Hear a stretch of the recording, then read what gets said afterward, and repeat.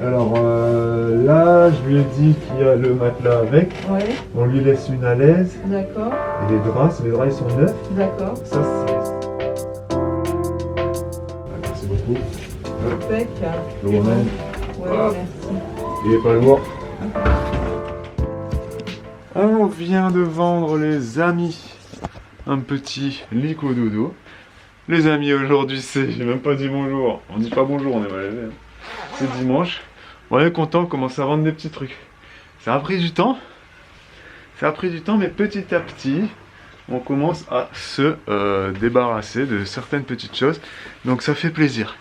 Ça fait plaisir, ça libère de la place. Coucou, je vous retrouve ce matin, enfin ce midi, pour vous faire un point kéfir, non pas sur ma recette, mais sur mes ustensiles et ma méthode, très exactement, pour me simplifier la vie et comment je fonctionne pour faire mon kéfir.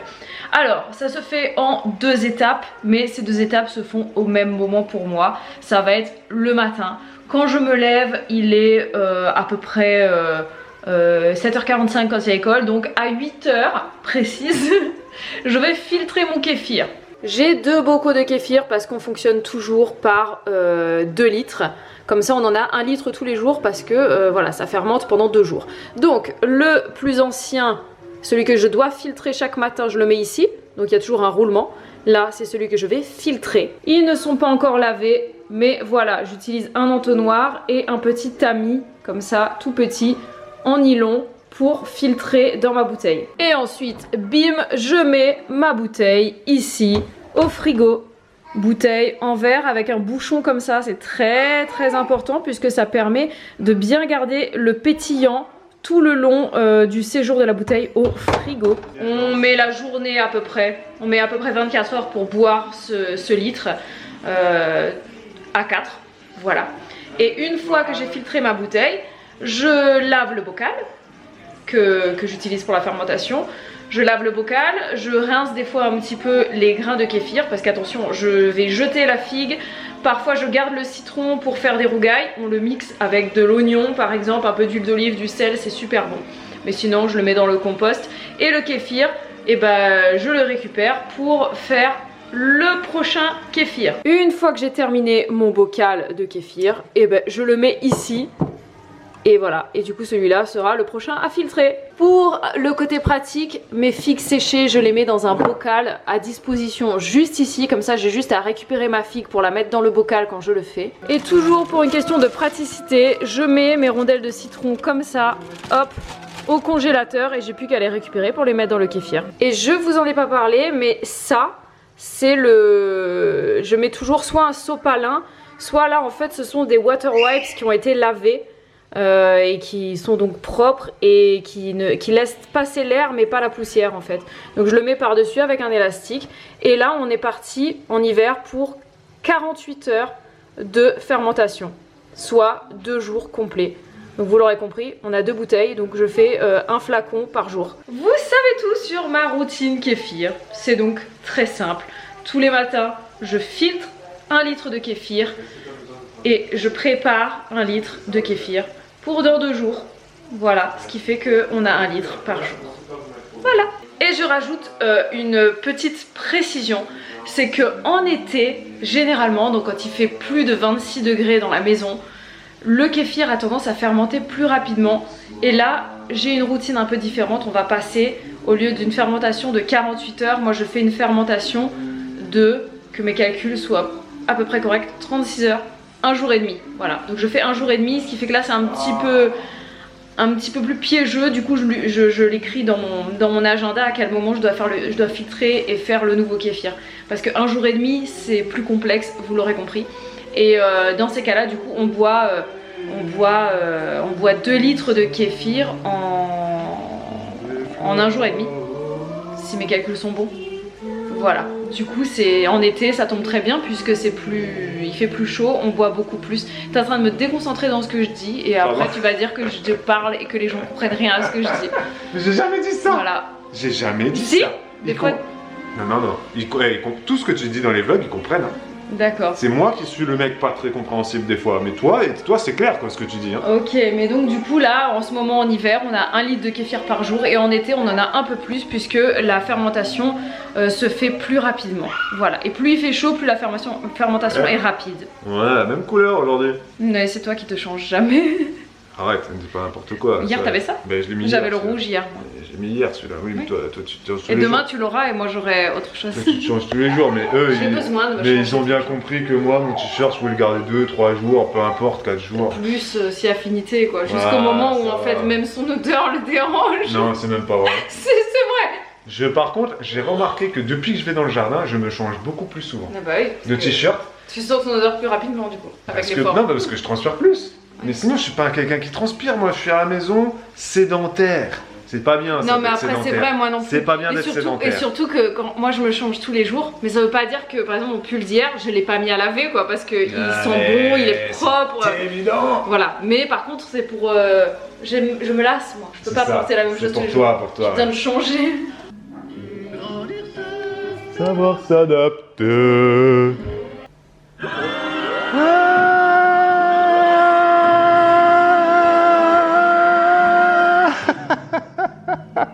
Noémie, elle me fait délirer, quoi. Non, mais elle tourne sur place et tout. Les amis, j'ai une petite question à vous poser. On est confronté à quelque chose depuis qu'on est ici. Vu qu'on vit maintenant plus à la campagne, donc il y a beaucoup plus d'animaux, de biodiversité, il y a beaucoup plus d'arbres et il y a beaucoup plus d'oiseaux. Du coup, on est confronté aux oiseaux qui se fracassent sur nos fenêtres. J'avais jamais vu ça de ma vie. Alors c'est pas tous les jours qu'on a ça, mais là il vient d'avoir un petit oiseau là, qui a volé et qui s'est fracassé contre la vitre du salon. Donc nos vitres, enfin nos fenêtres, c'est des fenêtres classiques, hein, c'est voilà, c'est comme ça, des fenêtres comme tout le monde a ça. Là on est dans la chambre, ensuite voilà, on a des plus grandes baies vitrées, etc.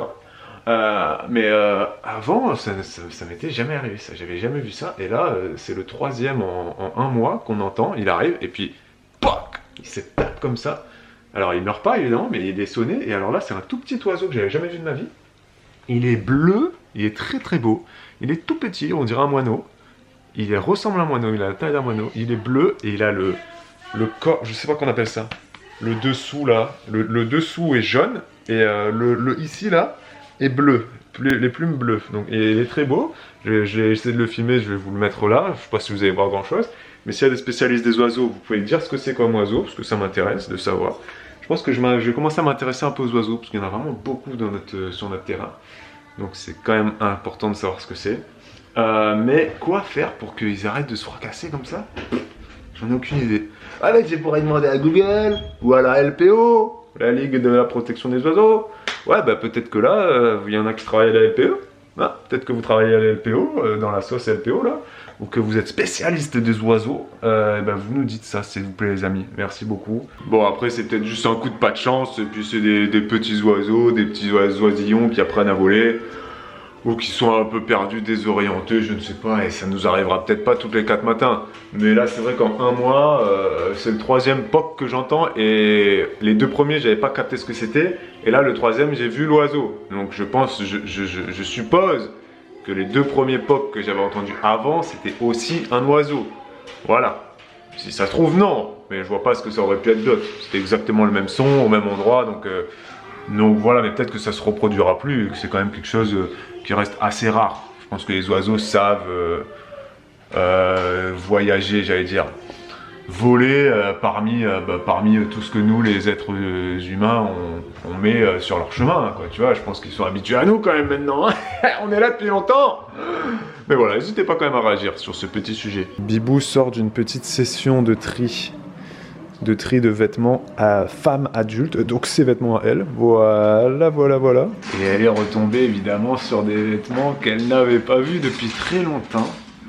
Et alors attention, une bombe. Regardez bien ce qu'elle a retrouvé. Des petites chaussettes. Alors ça les gars, ça c'est beau ça. Ça c'est beau ça.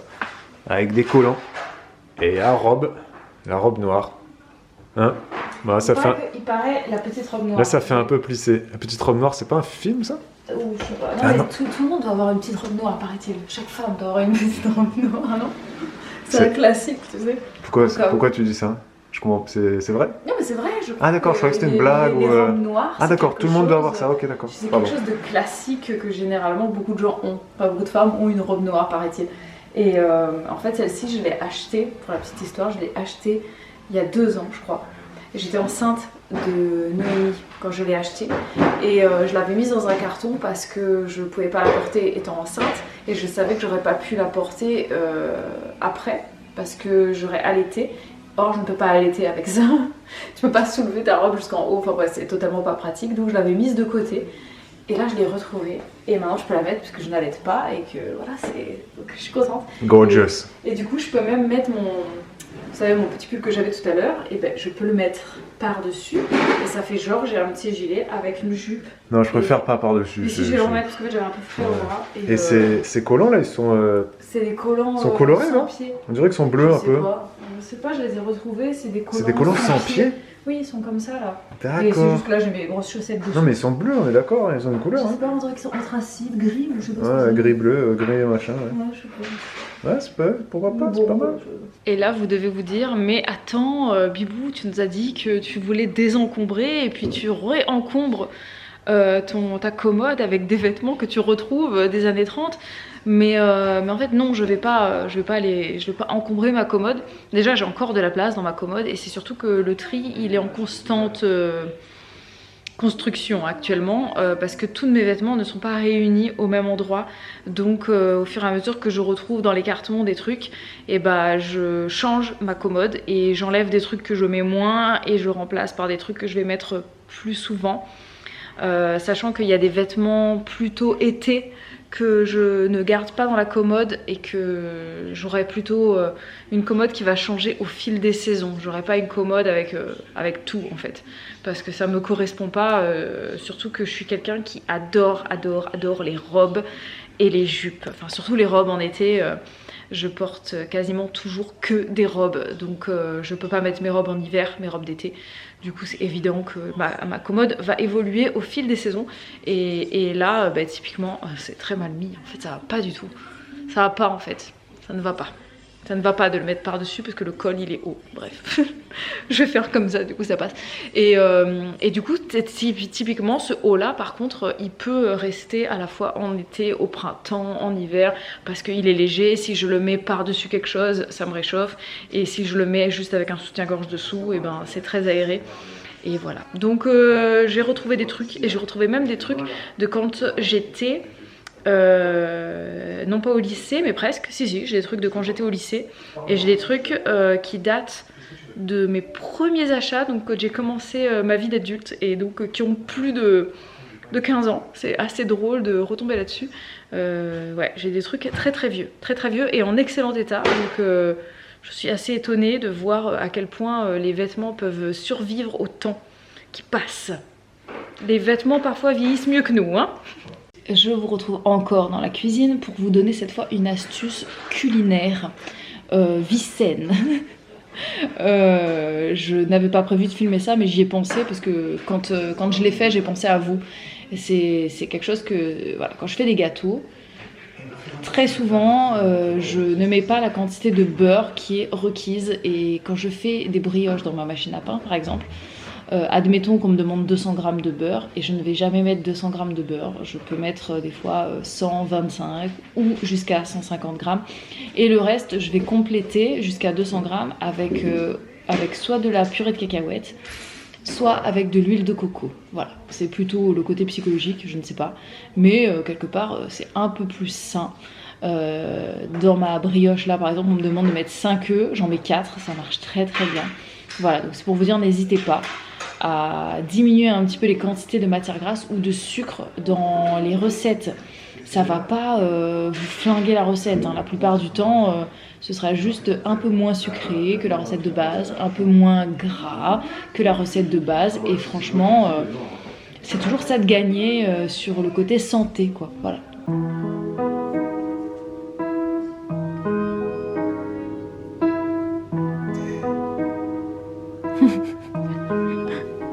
C'est le cache-cache. Voilà. De là, en fait, on voit rien. Par contre, de là non plus.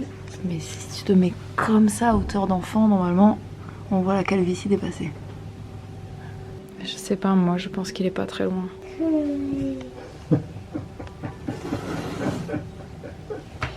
J'ai donné trop d'indices. Ça va, t'arrives à sortir? Notons quand même qu'il est déjà 15h30 et que Noémie dort toujours. Allez, aide-moi à sortir. Donc ça fait presque 2 heures qu'elle dort, quoi. C'est assez exceptionnel. Merci. Top. 18h15, petite session tri des couleurs et des fruits. Et là, Elena et Bibou, elles sont en train de jouer au Memory. Tout le monde connaît ce jeu évidemment.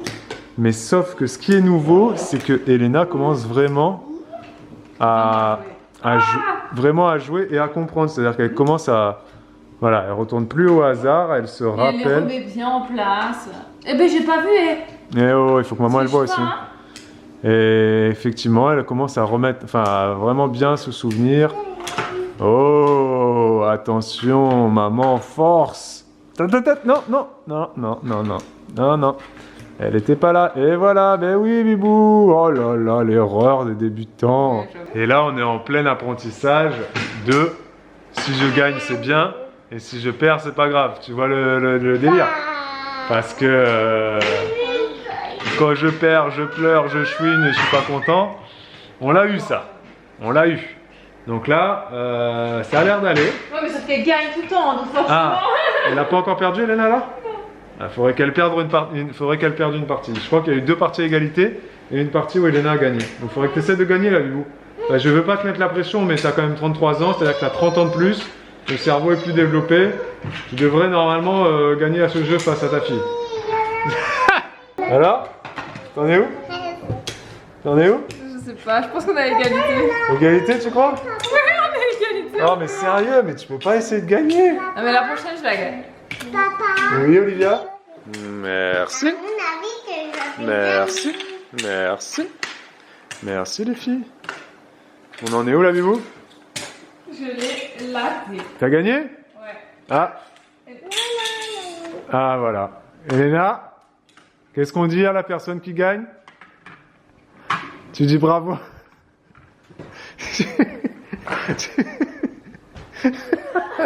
Tu dis... Ok.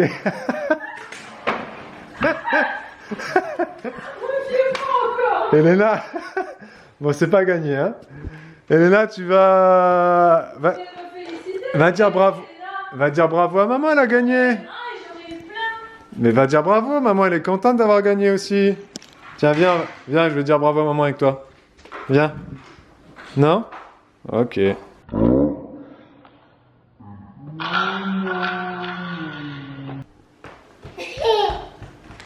Tu me dis bravo, j'ai gagné.